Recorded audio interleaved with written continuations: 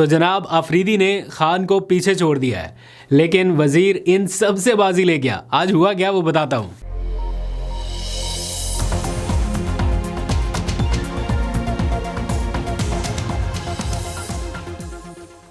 बिस्मिल्लाहिर्रहमानिर्रहीम, अस्सलाम वालेकुम। पाकिस्तान और दुनिया भर में देखने और सुनने वालों को अब्दुल कादिर का सलाम।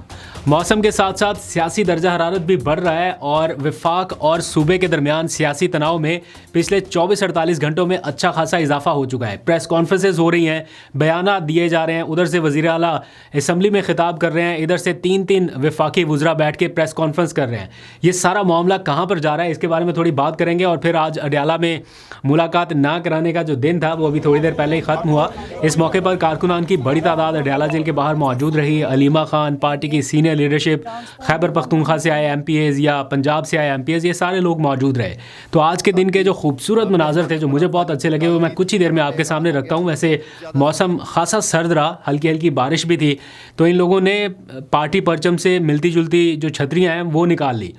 तो मेरा ख्याल है ये बसंत का तोड़ अभी निकालने वाले हैं। इस बारे में कुछ ही देर में बात करते हैं। तो बहरहाल आज किसी को मुलाकात की इजाज़त नहीं मिल सकी। जब मैं आपसे बात कर रहा हूँ तो अभी थोड़ी देर पहले ही ये सिट इन ख़त्म हुआ। सारे लोग अब रैली की शक्ल में निकलने वाले थे, तो पुलिस हुकाम बड़ी तादाद में मौजूद हैं। अब रास्ता रोकने की कोशिश की जा रही है कि कहीं फिर से पिछली दफ़ा की तरह रैली ना शुरू हो जाए। क्या माहौल था, कुछ देर में आपको फर्दर भी अपडेट कर दूँगा। आज बैरिस्टर गौहर गेट नंबर 5 तक पहुंचने में कामयाब रहे। उन्होंने अपना नाम भी लिखवा दिया, लेकिन आखिरी टाइम पे, आखिरी मोमेंट पे जाके उनकी भी मुलाकात नहीं हो सकी और वो भी ऐसे ही वापस आ गए। ऐसा चांस लग रहा था कि शायद उनकी मुलाकात हो जाए, लेकिन नहीं हो सकी और उन्हें वापस आना पड़ा। इसकी भी तफसीलात शामिल करते हैं, लेकिन पहले ज़रा सा जिक्र करते हैं एक ऐसे हॉट इशू की जो कि नेशनल डिबेट बनता जा रहा है और इसमें अब बहुत सारे लोगों को कंसर्न है, और वो है इमरान खान की सेहत का मामला। उसको लेके कुछ लोग वीलॉग्स कर रहे हैं, कुछ लोग बयानात दे रहे हैं, कोई अपनी ओपिनियन बता रहा है, कोई कुछ कह रहा है। और ऐसे मामले में अब से कुछ देर पहले शौकत खानम हस्पताल का भी एक अहम पैगाम जारी हुआ है इमरान खान की सेहत को लेके। ये सारी एक डेवलपिंग सिचुएशन है या डेवलपिंग स्टोरी है। इसके ऊपर अलीमा खान का मौक़िफ़ भी आ चुका, पार्टी की सीनियर लीडरशिप भी बोल रही है।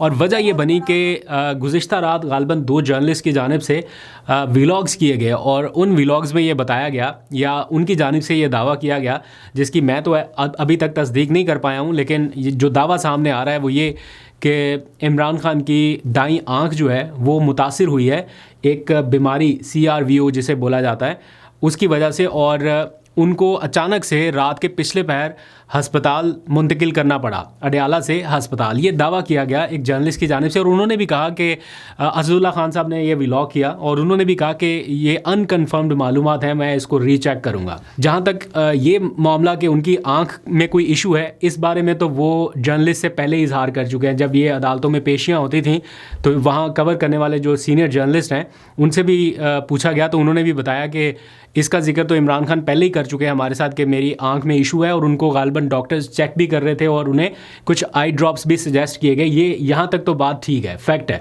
लेकिन क्या ये इतना सीरियस नेचर का इशू बन गया कि उन्हें हस्पताल मुंतकिल करना पड़ा, या इस बारे में उन्होंने अपनी आखिरी मुलाकात में कुछ जिक्र किया? तो जो उनकी बहन से भी पूछा गया कि क्या 2 दिसंबर को जो मुलाकात हुई तो क्या इस बारे में उन्होंने आपसे कुछ जिक्र किया, तो उन्होंने कहा नहीं, पहले इस बारे में वो कुछ कह चुके हैं, लेकिन आखिरी मुलाकात चूँकि थी सिर्फ 20 मिनट की, तो उसमें और बहुत सारी बातें थी, इस बारे में इशू डिस्कस नहीं हुआ। लेकिन जो ये दावा किया जा रहा है कि उन्हें शायद अडयाला जेल से ला के हस्पताल पहुँचाया गया कोई इंजेक्शन लगवाने के लिए, मुझे ये बहुत ही इम्पॉसिबल किस्म की सिचुएशन लगती है, क्योंकि इतना आसान नहीं है इमरान खान को रात के पिछले पहर ही क्यों ना हो, बेशक तीसरा पहर ही क्यों ना हो, कि अडयाला से निकाल के उनको हस्पताल तक ले जाना। ये इतना बड़ा रिस्क है कि मुझे नहीं लगता कि ऐसा कोई रिस्क इस टाइम ले सकता है कि उनको जेल से बाहर निकाला जाए इस तरह की कंडीशन में, और फिर खुदा न खास्ता जेल से बाहर कुछ हो तो उसकी ज़िम्मेदारी कौन ले और कैसे ये सारा कुछ हो। और वैसे भी अगर कोई ऐसी ज़रूरत आन पड़ी तो मुझे लगता है कि पूरा हस्पताल तो अडयाला जेल मुंतकिल हो सकता है, लेकिन इमरान खान को अडयाला जेल से निकालना ये कोई अफोर्ड कर पाएगा इन लम्हात में, मुझे बहुत मुश्किल लगता है। लेकिन उनकी पार्टी की लीडरशिप जो है वो इस बारे में ज़रूर कंसर्न्स का इजहार करती रही है आज दिन भर, और ज़ाहिर बात है चूँकि एक्सेस ही किसी की नहीं है तो ये कोई एविडेंस सामने आ भी नहीं सकता। बहरहाल उनको ये इशू ज़रूर था, एक कान का और एक आंख का उन्होंने पहले से बता रखा है, तो उनको इस बारे में मेरा ख्याल है प्रॉपर इलाज मुआवजा जो है उसकी सहूलियात उनको हर सूरत मिलनी चाहिए, इससे पहले कि मामला थोड़ा सा भी ख़राब हो। अब इस सारे मामले में शौकत खानम हस्पताल की जानिब से एक अहम पैगाम जारी किया गया। मैं जल्दी से आपको एज इट इज़ पढ़ के बता देता हूँ।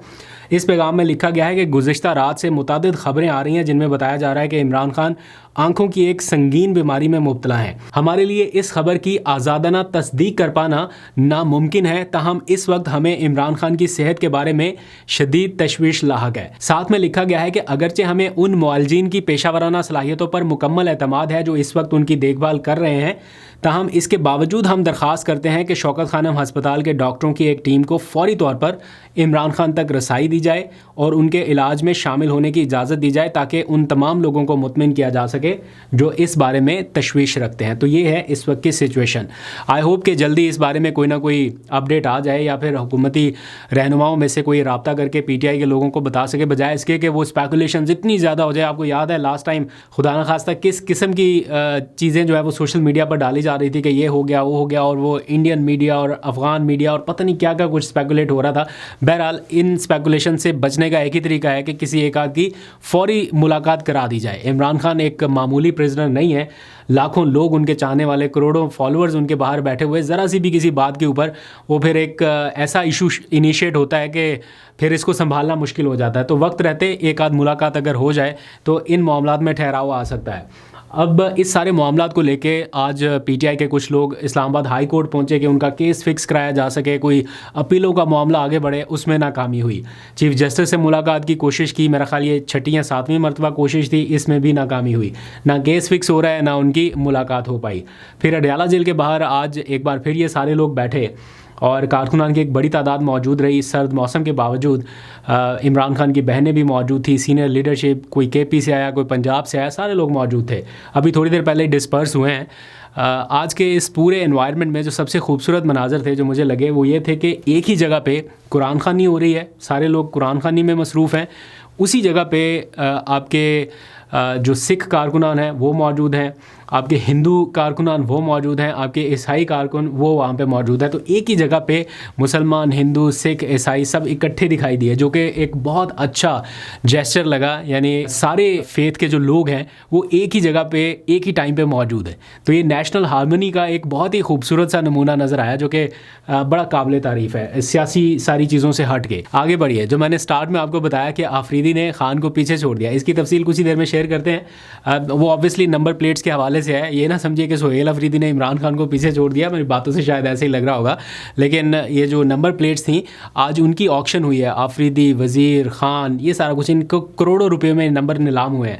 तो कौन सा नंबर कितने में बिका भी इसकी भी पूरी तफसीलात आपके सामने रखते हैं। लेकिन उससे पहले जिक्र कर लेते हैं एक नोटिफिकेशन का। आपको पता है 8 फरवरी को बसंत आ रही है और बसंत की तैयारियाँ दोनों साइड्स पे जा रही हैं। इधर PTI के कारकुन प्लान कर रहे हैं कि हम कैसे इस बसंत को PTI की किसी एक्टिविटी में बदल दें, और हुकूमत ज़ाहिर बात है रोकने की कोशिश करेगी कि ऐसा ना हो। पहले तो ये तासुर था कि जनाब हवा में इमरान खान की तस्वीरें, पार्टी परचम, इस तरह के जो पतंग है वो उड़ेंगे। तो आज सूबाई हुकूमत ने एक नोटिफिकेशन निकाल दिया है जिसके तहत सख्ती से मना कर दिया गया है कि किसी पॉलिटिकल पर्सन की तस्वीर नहीं आएगी और किसी पॉलिटिकल पार्टी का परचम जो है वो बसंत के मौके पे नहीं इस्तेमाल होगा, यानी पतंग के लिए, पतंग के तौर पे। तो अब आखिरी ऑप्शन क्या रह जाता है वो ये कि वैसे लोग रुकेंगे तो नहीं, ये तो कहीं ना कहीं आपको नज़र आएगा ये सारा माहौल। लेकिन लोग अब क्या करेंगे कि जैसे आज अडयाला के बाहर था ना, वो छतरियाँ उन्होंने निकाली हुई थी PTI के परचम के हिसाब से, उसी तरह मेरा ख्याल है शायद ये जो पतंग है वो अब PTI के लाल और हरे रंग के हिसाब से शायद उड़ने लगेंगे। तो इस बारे में भी अलीमा खान की मैं गुफ्तगू सुन रहा था, वो कह रहे थे कि ऐसा होना चाहिए। बहरहाल देखते हैं कि बसंत के मौके पे क्या होगा, लेकिन नोटिफिकेशन निकल गया इसलिए थोड़ी एहतियात भी करनी पड़ेगी। अब आगे आ जाइए नंबर प्लेट्स के हवाले से। मैंने आपको पहले कुछ दिनों के व्लॉग में बताया था कि 27 जनवरी को ऑक्शन होने जा रहे हैं कुछ नंबर, जिनमें इमरान खान 1 है, खान 1 है, 804 है, अफरीदी 1, वज़ीर 1 और गंडापुर 1, इस तरह से।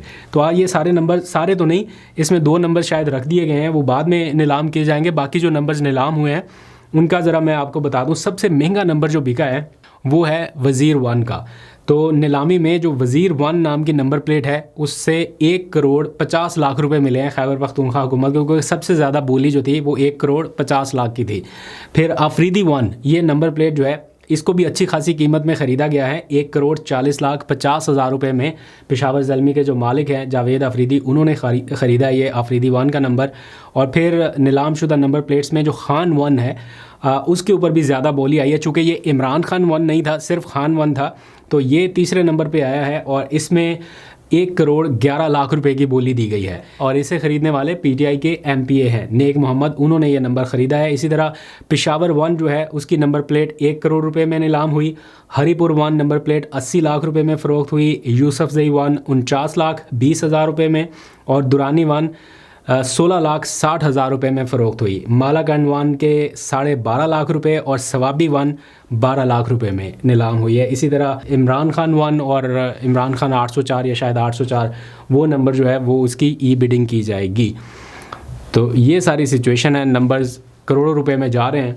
लगता है अपनी गाड़ी का नंबर भी नीलाम करना पड़ेगा। अभी तो गाड़ी से ज़्यादा तो 804 के नंबर की वैल्यू हो गई है, तो मेरे पास तो है, सोचते हैं इसके बारे में कुछ। अभी तक के लेते हैं, अपना बहुत सा ख्याल रखिए, अल्लाह हाफिज़। मैडम 2 दिसंबर को आपकी आखिरी मुलाकात हुई थी खान साहब से।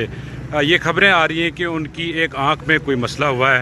उस दिन उन्होंने कोई जिक्र किया था इस बात का?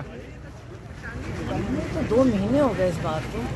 इनकी इस आंख का एक, जब हम कोर्ट में थे ना, जब कोर्ट के हो रहा था जी वो हमसे भी उन्होंने जिक्र किया हुआ था जी, राइट आंख का। और उन्होंने यही कह के कि नहीं जी मुझे कुछ ड्रॉप्स दिए हैं और फिर उसके बाद फिर बंद कर दिया। इसलिए परेशान, हमें तो बहुत परेशानी है। नहीं 2 दिसंबर को कोई जिक्र हुआ था? टाइम में बात इतनी थोड़ी 20 मिनट की, कितने मिनट की थी, उसमें उन्होंने जो बातें बताई वो आपको पता है बैठ नहीं देते, अगर ज़्यादा होता तो शायद बताते। यानी 2 दिसंबर को उन्होंने इस बात का जिक्र नहीं किया? मगर पहले, उससे पहले 2 महीने पहले याद है कि आँख खराब थी, वो मुझे याद है आँख खराब थी, लेकिन वो हमसे भी उन्होंने एक दफ़ा जिक्र किया। वो मुझे याद है। अब मुझे उस दिन नहीं किया, मगर पता नहीं, हो सकता है। आप समझते हैं कोई सवेर किस्म का कोई? हमें क्या पता, बिल्कुल ये मतलब बिल्कुल बांधा है, हमें पता ही नहीं है, ना कोई इन्फॉर्मेशन है, ना कोई सरकारी तौर पे कुछ बता रहे हैं हमें, यानी कि एक ऑफिशियल स्टेटमेंट दे दें। वो ये तो दे सकते हैं हुकूमत कि ऑफिशियल स्टेटमेंट कहे जी बिल्कुल ठीक है, बताएं तो सही हमें। फिर कहते हैं कि आप क्यों आते हैं इधर, आप क्यों बैठते हैं इधर, क्या करें हम?